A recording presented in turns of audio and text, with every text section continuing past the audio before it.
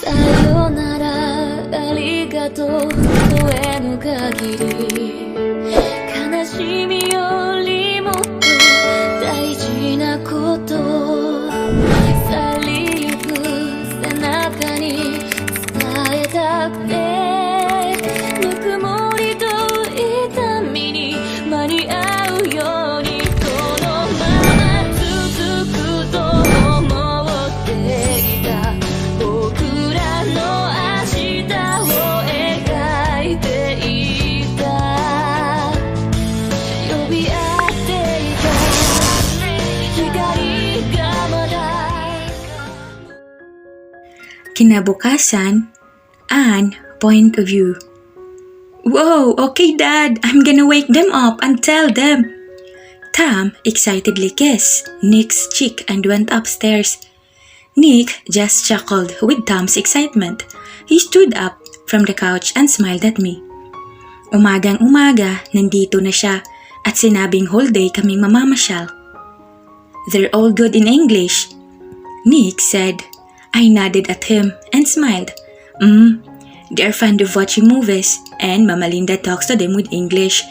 Add that they have a tutor. I just said, "Can you tell me about them?" He asked. Sure. I smiled at him and went to the couch near a drawer and he followed. Candy, pakibihisa naman sila Tamo. I said to Candy when she passed by. She just smiled and nodded. Nick sat beside me. I pulled out photo albums and gave it to him. They have pictures there while they are growing, I said. He excitedly browses through the album and I can say that he looks happy. So, how was the feeling being a mom with those three? Wala namang problema kay Zarn, I know, he said softly. Napakahirap, lalo na kay Yuri. Alam mo bang sa kanilang tatlo, siya ang matapang at sutil? Mahilig lang manood at maglaro ng suntukan, kaya tuloy nakikipagsuntukan na. Si Zem naman, puro libro yun at masongi talaga. While Tom, he's such a sweet and cheerful son. He is very friendly. The only problem is, ang hilig sa babae. Umiiling-iling kong sabi. He just chuckled and looked at me like waiting for more. Ikaw lang ang nakikita ko sa kanila. Para nilang pinaghahati-hatian ang ugali mo. I laughed.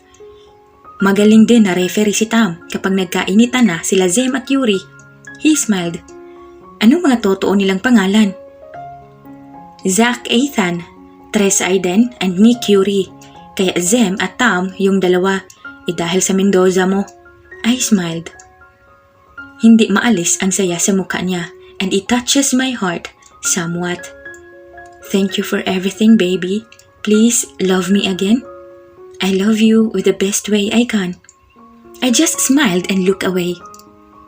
Anne, paano mo napadede ang tatlong yun? He asked and gave me that photo album.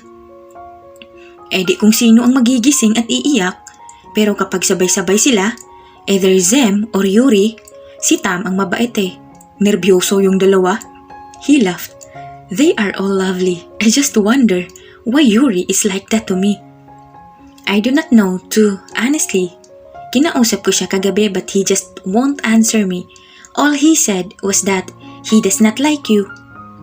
He looked down and his smile faded a little.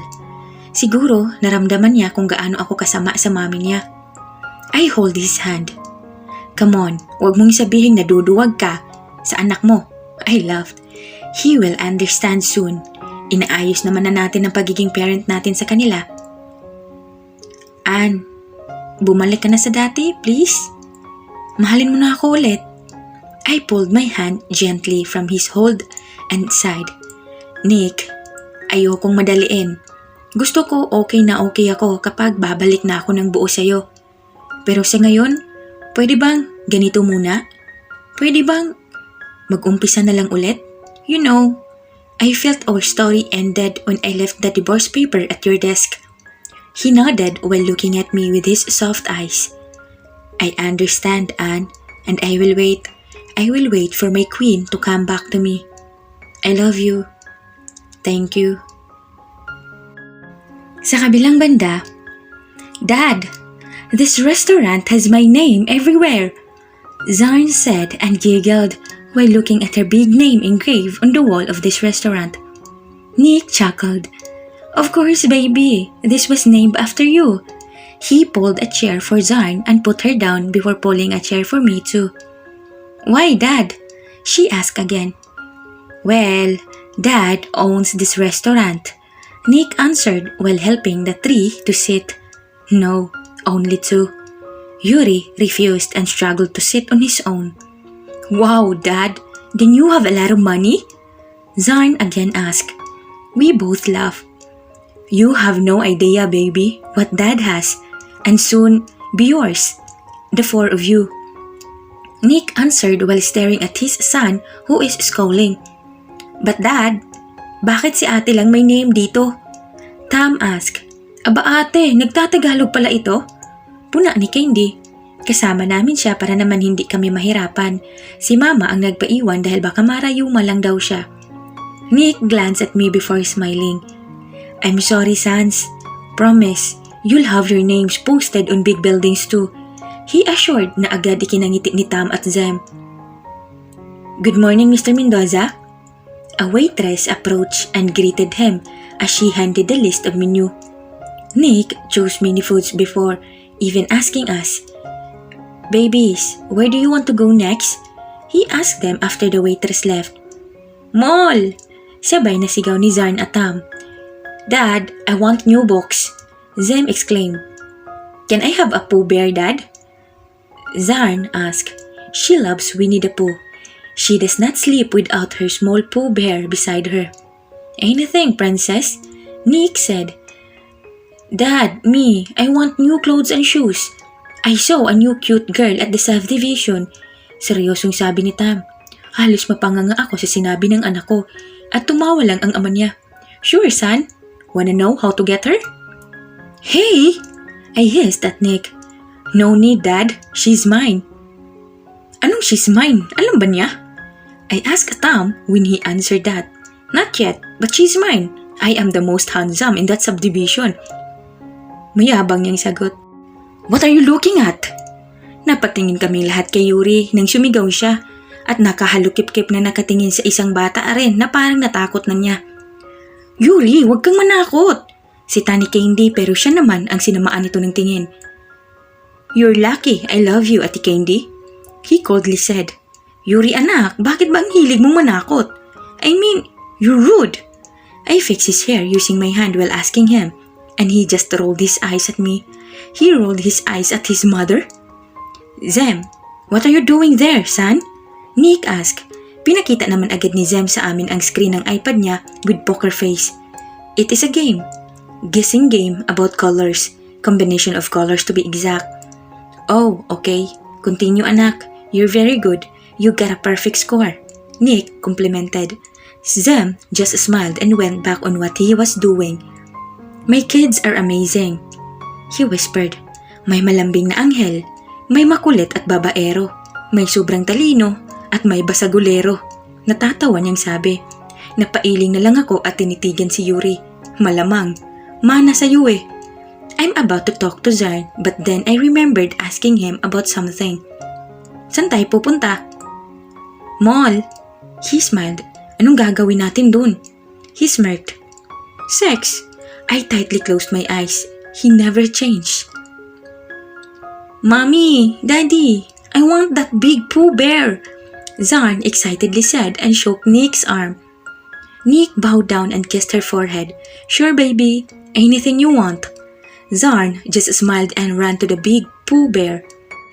Para namang platoon ang tatlong lalaki sa likuran ni Zarn.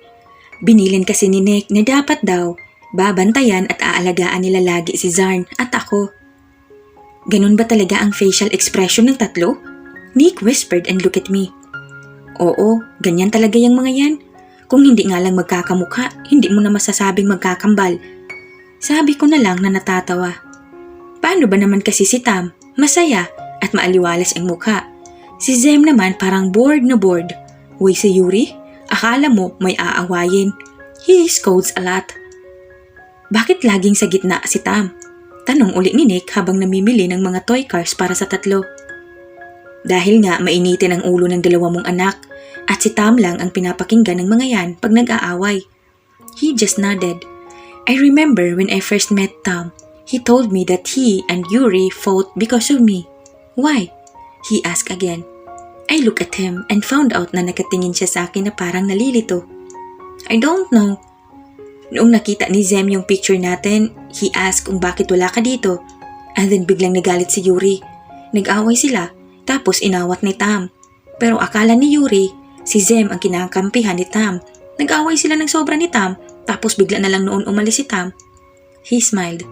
I cannot forget when I first saw that little guy. Tam? I just asked and he nodded. Kakarating ko dito sa Pilipinas noon. I went to a park and saw him there sitting and singing. I'd rather. Nagkwento pa nga siya sa akin. Ako din ang nagatid sa kanya. And the same day, nung nakita ko din si Zarn at nang puntahan na kita, he said with a big smile. I just laughed. He is like Tom who smiles a lot now, unlike before. Napatingin na lang kami sa likuran nang marinig na may commotion. We immediately went there. Nakita namin agad si Yuri na hawak ni Candy at Tom, habang si Zar naman nakahawak sa Pooh Bear niya at kay Zem, at may batang lalaki rin na umiiyak at nakayakap sa mami niya. What happened? Nick asked and carried Zarn. Kuya, inagaw po kasi nung bata yung hawak ni Zarn tapos kinausap nila Tam at Zem, pero ayaw ibigay ng bata hanggang nasuntok ni Yuri. Sagot naman ni Candy habang pinapakalma si Yuri. Miss, we're sorry. I apologize to the woman. Pasensya na rin, ma'am. Mauuna na po kami.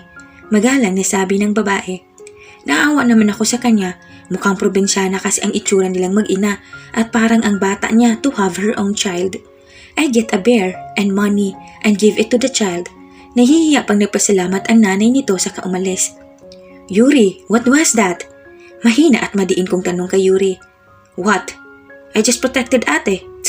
He just said sa kanauna ng maglakad. I faced Tom. Anak, talk to him later ha? He just nodded and smiled. Sorry for Yuri. Nick widely smiled and kissed Tom's forehead. Let's go, son. Let's buy you some clothes for your girls. He winked.